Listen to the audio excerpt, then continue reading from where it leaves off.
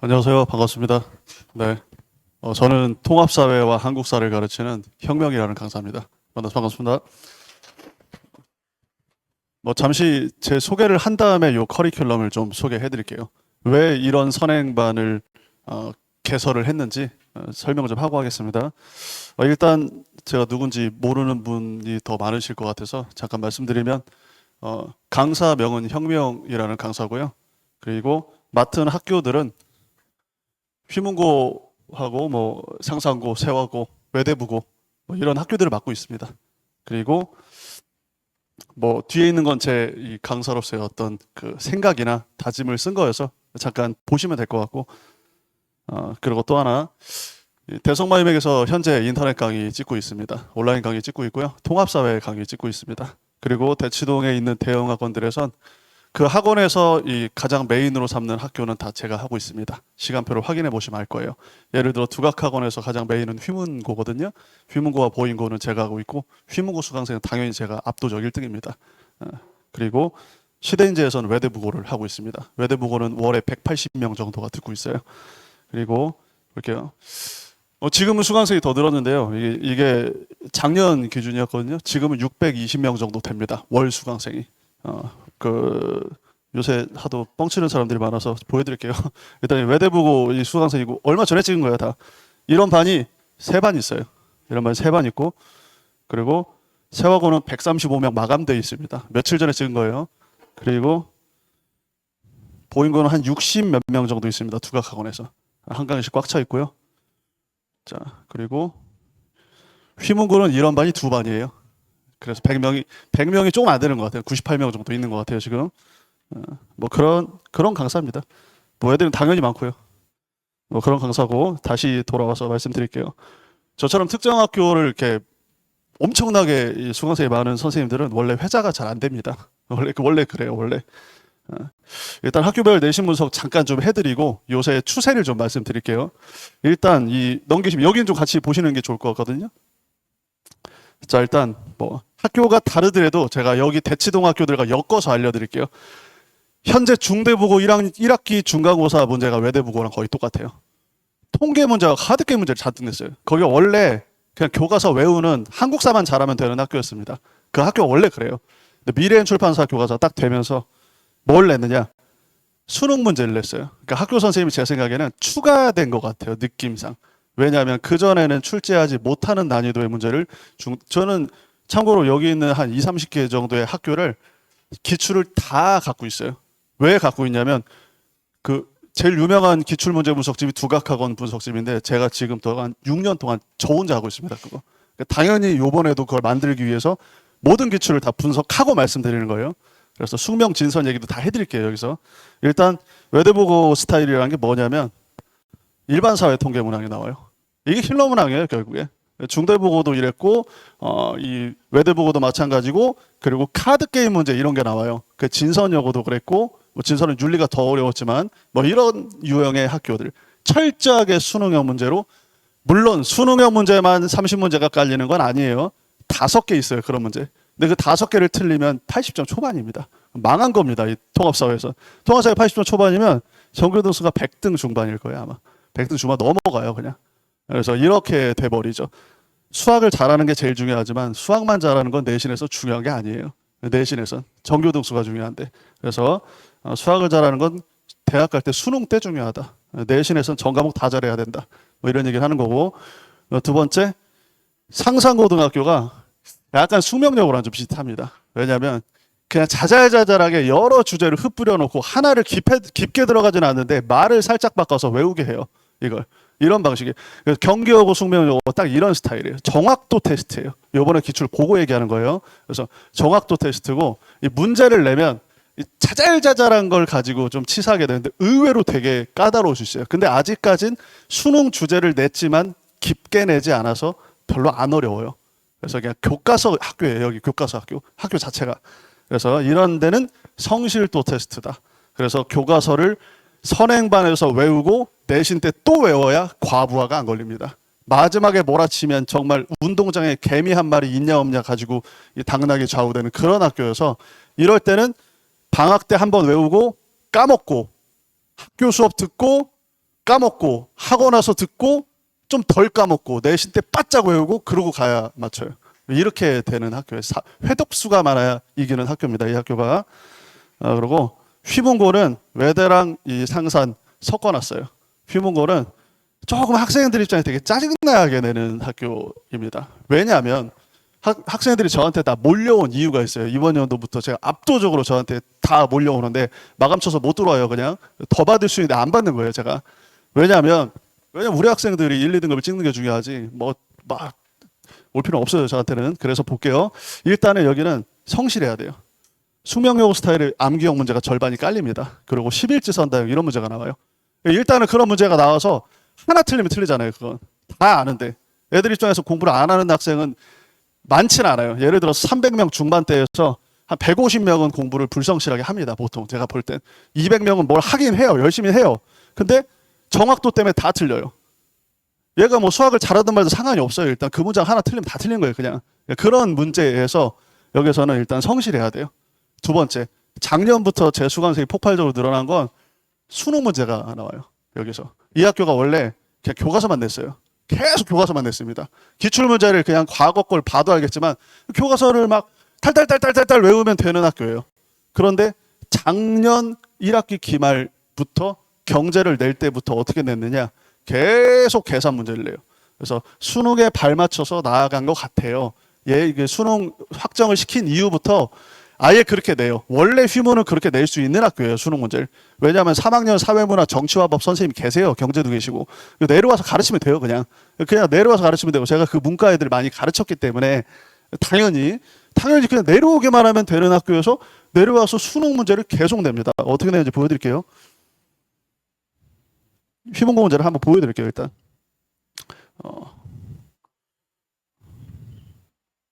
여기 있네요. 일단 휘문고 문제가 지금 시험 범위 대비 문제예요. 일단 수능 문제예요. 일단 짜증나게 되잖아요. 문제를 낼 때. 문제를 내서 카드 게임인데 이거는 어머니들 쉬울 것 같죠? 이거 가정을 3번 해야 맞춰요. 만약 A가 뭐라면 이러고 풀어야 돼요. 그러면 이 점수가 나오는지를 보고, 여기는 또 점수가 하나만 있고 점수가 없어요. 근데 0점보다 높아요. 그러니까 1점 또는 2점 또는 3점일 거란 말이에요. 그래서 이렇게 가정을 해서 3번을 풀어야 되는데 양옆에다 1, 2번 문제 깔아놓고, 그리고 다음 페이지에 통계를 내요. 이렇게 바뀌었어요. 학교가. 계산해야 되죠? 계산하고 그 다음에 신기한 자료 해석 문제가 나와요. 이게 다 수능 문제예요. 수능 학교로 싹 바뀌어 버린 학교예요. 지금 그래서 아마 1학기 중간고사가 휘문이 난이도가 애매했습니다. 애매했어요. 그렇게 어렵진 않은데 쉽지도 않아요. 만점 찍기는 힘든 그런 시험이었어요. 한두 문제를 되게 이상하게 내서. 뭐 정답은 정확합니다. 근데 어쨌든 80점에서 90점 초반이 두터워요. 지금 휘문이. 변별해야 되잖아요. 기말고사 엄청 어렵게 낼 거예요. 왜냐? 지금 기말 주제가 이거예요. 이거예요. 이거랑 이 통계 들어가는 주제입니다. 그래서 당연히 수능 문제가 지금까지 사회문화에 20년 넘게 쌓여 있어요. 그냥 거기서 글자만 살짝 바꾸면 돼요. 그냥 애들은 그러면 막 당황을 할 거란 말이에요. 이런 학교입니다. 어쨌든 그래서 통합사회가 수능 2028 개정교육과정이 바뀌면서 그냥 대치동에 있던 일반고든 자산고든 간에 수능형으로 발맞춰서 나아가고 있다. 입시 결과 때문인지 몰라도, 뭐 때문인지 제가 모르겠지만 아무튼 그렇습니다. 중동고등학교는 이번 시험을 너무 쉽게 냈어요. 쉽게 낸 이유는 제 생각에는 중동을 원래 시험 문제를 어렵게 내면 제일 어려워요. 이 학교가. 그리고 원래 경제는 제일 어려운데 여기는 쉽게 낸 이유가 제 생각인데, 제 개인적인 생각입니다. 한 반이 행사가 껴서 진도를 많이 못 나갔어요. 계속 진도를 못 나갔어요. 진도가 줄었어요. 나중에 줄고, 그리고 한 반을 날림 진도를 나가니 당연히 어렵게 내면 말이 나오죠. 당연한 거 아니겠습니까 이건? 그래서 보통 그런 경우에 쉽게 내요. 왜냐하면 중동고가 거의 여기에서 탑3 안에 들 정도로 문제를 어렵게 낼 수 있어요. 이 학교는 그런 학교예요. 여기는 선생님들이 굉장히 베테랑들입니다. EBS 선생님들도 많이 계시고 완전 수능형 선생님들이 계신데도 불구하고 쉽게 냈는데, 원래는 수능형 학교예요. 원래는. 그래서 냈다 하면 그냥 수능 계산 문제를 킬러 문항부터 차곡차곡 골라서 그냥 애들을 갖고 놀 수 있다. 저 학교는. 그래서 요번엔 아마 좀 많이 어려울 거다. 자, 세화고 볼게요. 세화고가 제가 볼 때는 외대보고랑 양대 산맥이에요.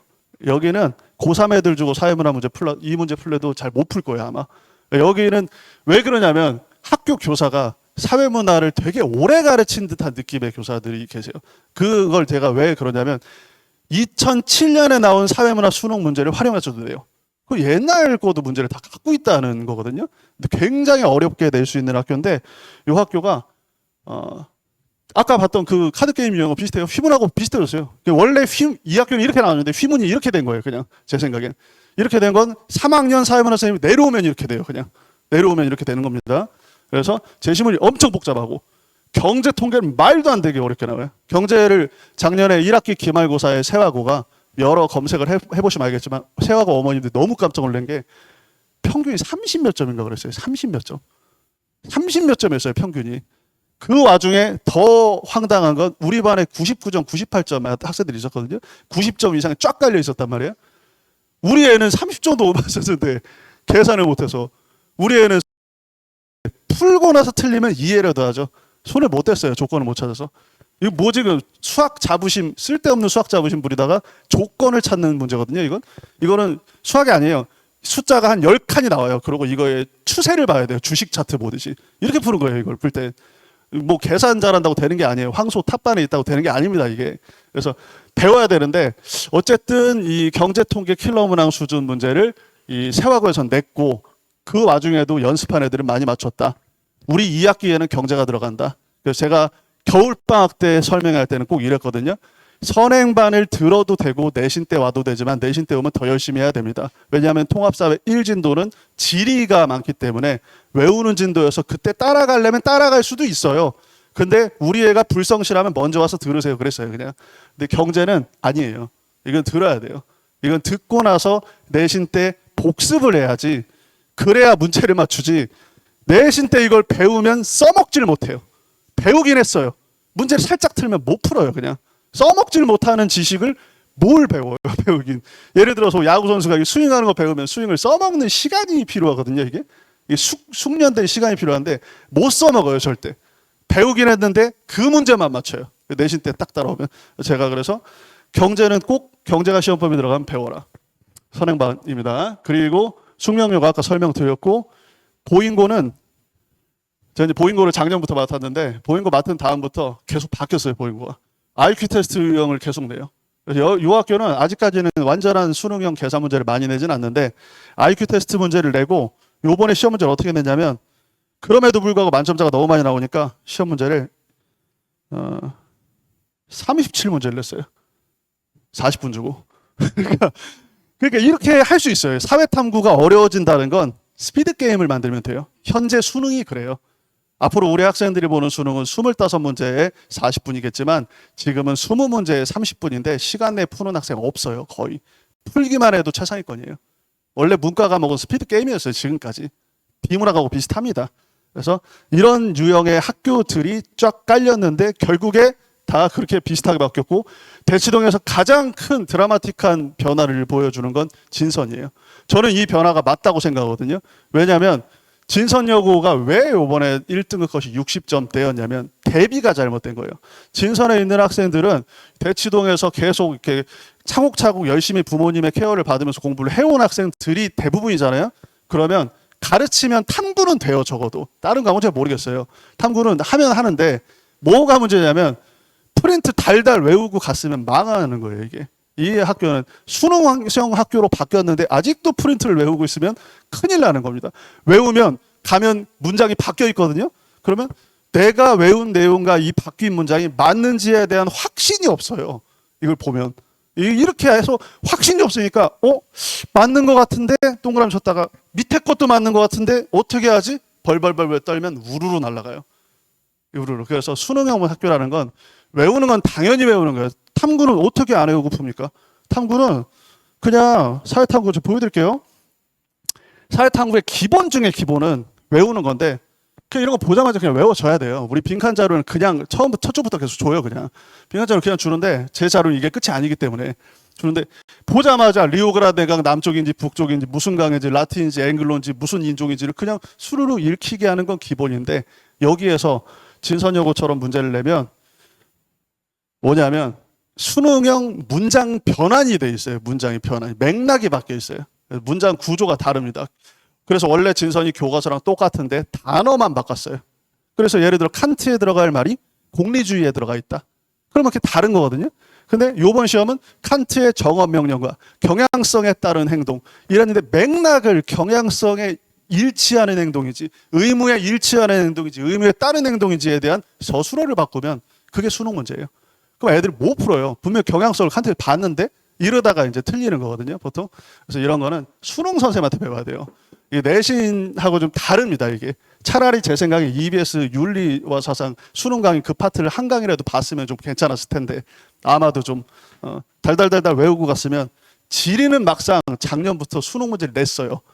지리를 특히 시험 보기 한 20일 전쯤인가 학생들한테 공지를 냈어요. 외우지 마라. 수능 문제 낼 거다. 외우지 마라. 공지했어요. 그리고 여기도 그랬니? 그러니까 예, 여기도 이 프린트를 달달달 외우는 건 도움은 되지만 그거 끝이 아니라고 했습니다라고 미리 공지했어요. 여기서. 근데 여기는 딱히 어렵지 않아요. 이제 이게 외우는 문제거든요. 이걸 어렵게 내면 여기에 집중을 하겠죠. 왜냐하면 현재 수능은 사회문화와 생활과윤리 싸움이에요. 그냥 그거밖에 안 해요, 학생들이. 그 둘 말고는 아무것도 안 해요. 아무 선택을 안 한다고 보셔도 돼요. 경제는 6천 명밖에 선택을 안 하고 사회문화 30만 명이에요. 지금 사탐론 때문에. 그래서 이런 과목이어서 그렇습니다. 어쨌든 다시 보여드릴게요. 2학기에 맞이해야 될 거 좀 보여드리겠습니다. 2학기에는 일단 중간고사에 윤리가 들어가요. 근데 윤리가 들어가는데 좀 추가되는 거 제가 정보를 좀 알려드릴게요. 특히 윤리 어렵게 낸 학교가 여기 근처에 많아요. 특히 뭐 진선여고에 뭐 아는 분들이 있으면 꼭 말씀을 해주세요. 왜냐하면 윤리가 이번에는 사형제도라고 이게 원래 없는 거예요. 이게 기존의 통사에 없어요. 생활과 윤리의 킬러 문항이에요. 킬러 문항. 생활과 윤리의 13년 동안 사형제도와 롤스가 킬러 문항이었습니다. 사형제도는 기출이 이만큼 쌓여 있어서 똑같은 방식으로 당할 수 있습니다. 이거 순서상 나가면 무조건 2학기 중간고사 주제예요. 이거. 그래서 칸트, 베카리아, 루소에 관련된 맥락을 바꾸는 문제입니다. 맥락을. 두 번째, 당연히 롤스노직 왈처는 이거는 전통적 킬러 문항이고 이거는 옛날에 국민윤리 시절에도 나오던 문제입니다. 이거는 그때도 나오던 문제예요. 성리학 2기로 나올 때부터도 있던 문제예요. 롤스와 노직은. 그래서 이 문제는 당연히 알아야 돼요. 왜냐? 비문학 기출에도 누적이 돼 있어서 얘는 다 자세히 가르쳐요. 국어 잘 보게 하려고 해도 다 자세히 가르칩니다. 경제가 어렵게 나온 이유는 딱 하나예요. 경제 제재가 그냥 지금 현재 고3 수능에 나와요. 아는 애는 쉽게 맞춰요. 모르는 애는 그때 경제 특강을 국어 선생한테 배워요. 이 되게 이상하죠. 경제 특강을 국어 선생한테 배워서 그거를 하려고 하는데 그게 되지가 않죠. 1학년 때 그냥 경제 특강 한번 들으면 내가 아는 무역 이론이 나왔네? 이러면 되는데 그냥. 어쨌든 그렇습니다.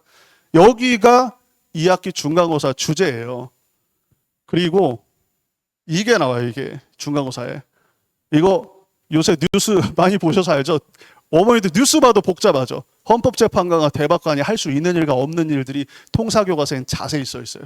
통합사회는 이 수능형 문제, 특히 통합사회 제일 어려운 게 경제.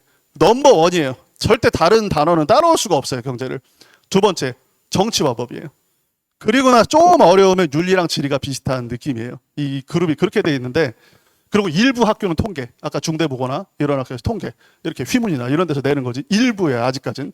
그런데 얘는 모든 학교에서 어렵게 내요. 이건 심지어 교과서 암기형 학교인 숭병여고에서도 이건 프린트를 줘요. 경기여고에서도 이건 프린트를 줍니다. 왜냐? 교과서가 명사만 써있지 설명이 없어서 설명 프린트가 있어야 수업이 돼요. 이 설명 자체가. 예를 들어서 입법부, 행정부, 사법부에 어떤 제도가 있을 거 아니에요. 위헌법률 심판 제도가 있으면 절차를 설명해야 되니까 수능 특강을 긁어붙여서 모든 학교에서 이렇게 합니다. 지금까지 그랬으면 앞으로도 그럴 거예요 아마. 그래서 얘가 중간고사 주제고 얘에서 제일 어려운 건 헌법재판소법이에요.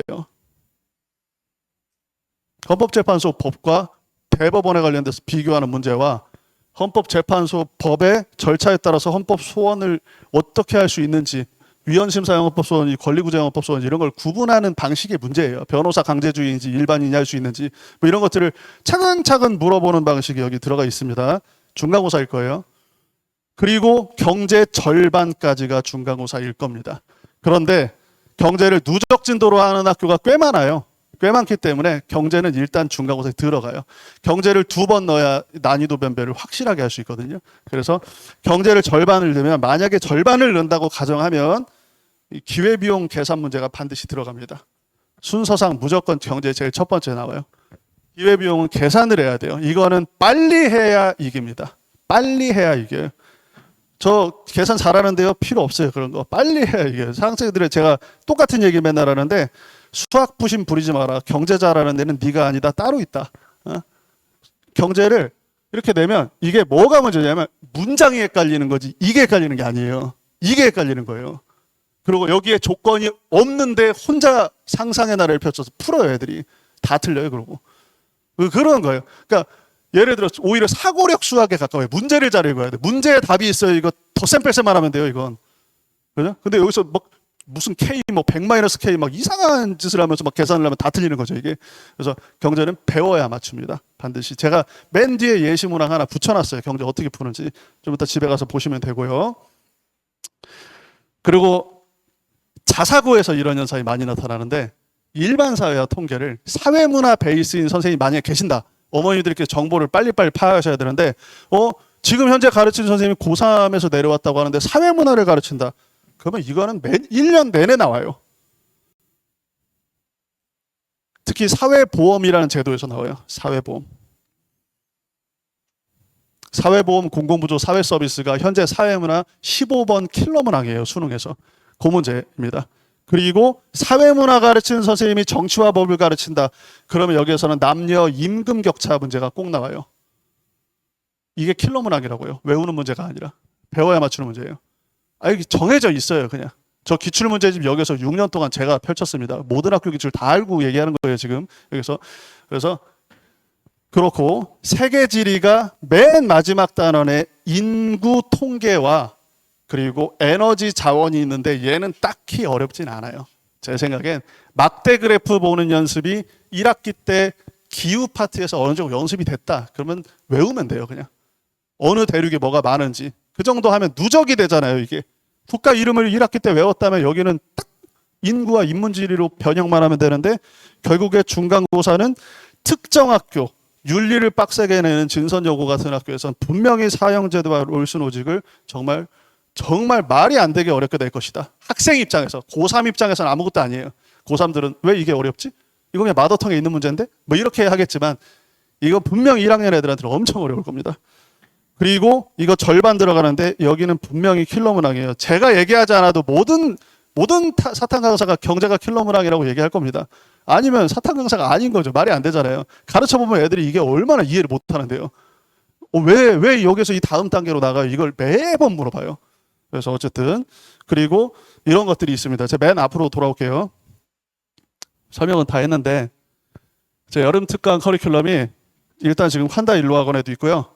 두각학원에는 한 3타임 정도 있습니다. 그리고 두각 썸머에서 만날 수도 있고요, 저를. 그리고 미래탐구학원에서도 있고 몇몇 학원에 있습니다. 제가 잘 기억 못하겠어요. 아무튼 여기 대형 학원들에는 이제 시간표가 아직 오픈이 안 됐을 뿐이지 있을 겁니다. 그래서 있고 커리큘럼은 똑같이 갑니다. 일단 제 강의의 특징 이겁니다. 저는 이제 강사의 능력을 보여주는 게 이 테스트지라고 생각을 하는데 테스트지를 자기가 풀 수 있는 만큼까지밖에 못 가르치잖아요, 보통. 저는 최고 난이도 문제까지 가르칩니다. 기초부터 노베이스로 와도 돼요. 처음부터 당연히 쉽게 가르치는 게 강사의 역할 아니겠습니까?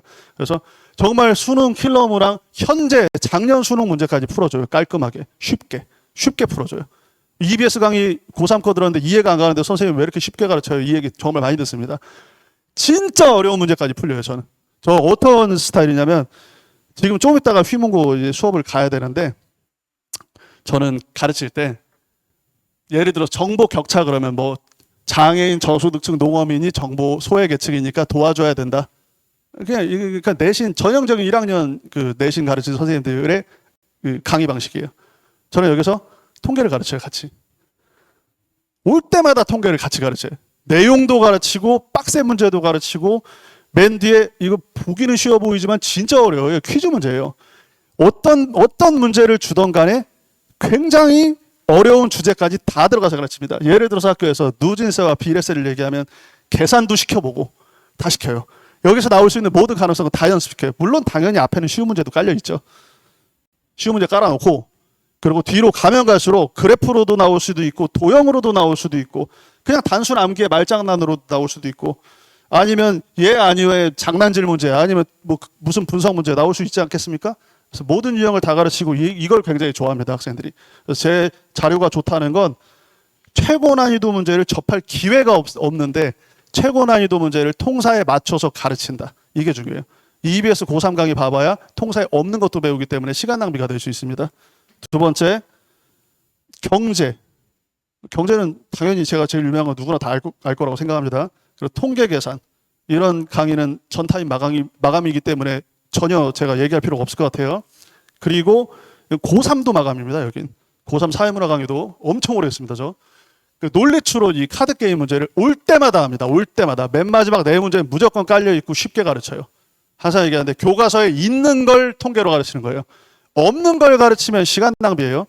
있어요, 저 자료가. 모든 공통점으로. 정보 격차 교과서에 있어요. 있는 걸 가르치면 됩니다.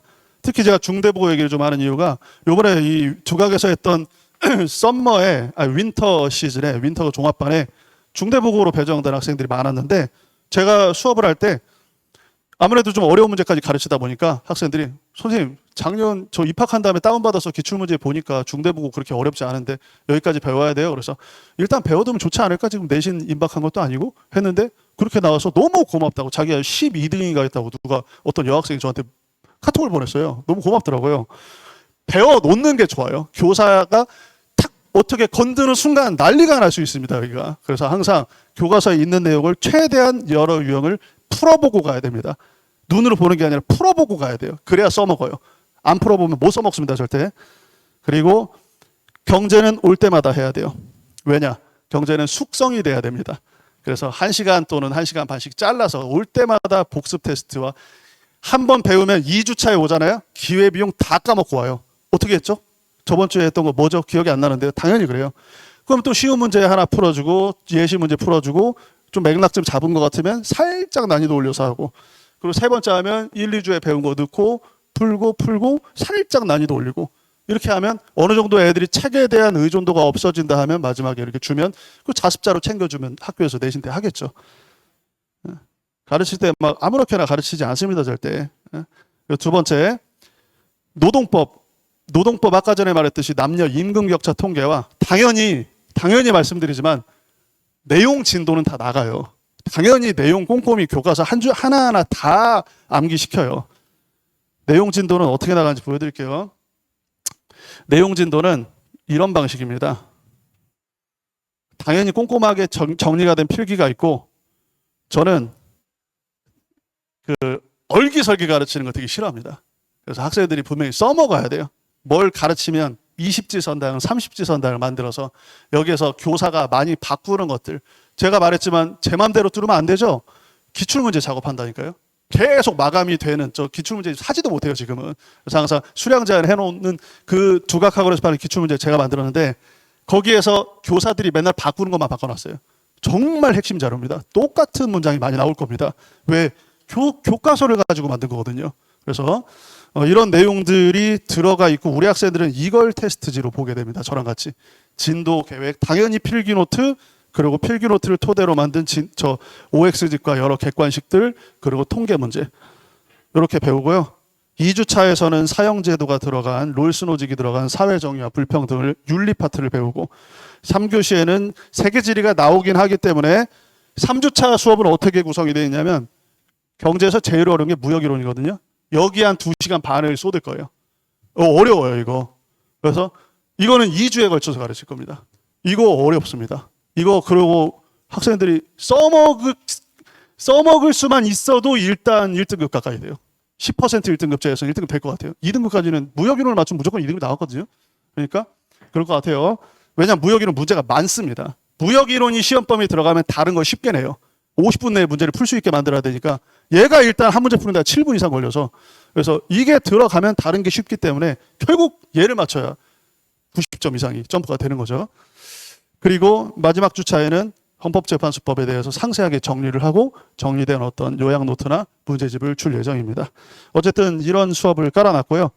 맨 뒤에 보시면 저 수강생이 굉장히 많은데 일이 다 관료제화되어 있습니다. 그래서 학원에서 저희를 도와주는 학원 실장님들도 계시지만 학원 실장님들은 다른 업무들도 많기 때문에 저는 개인 실장님이 따로 있어요. 저랑 같이 다니는 개인 실장님들이 계시고 요 실장님이 실장님 중에 선임 실장님이시니까 요 분한테 연락하시면 또 밑에 실장님들도 관료제처럼 다 돼 있고 저희 조교도 한 20명 넘게 있고 모든 일이 착착 돌아갑니다.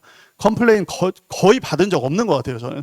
그래서 당연히 강의에 대한 컴플레인은 없을 것이고 행정 업무에 대한 것도 제각 다 근처에 사시는 분들이 실장님이시기 때문에 모든 일이 대응이 빠릅니다. 어쨌든 이쪽으로 연락 주시면 될 것 같습니다. 감사합니다.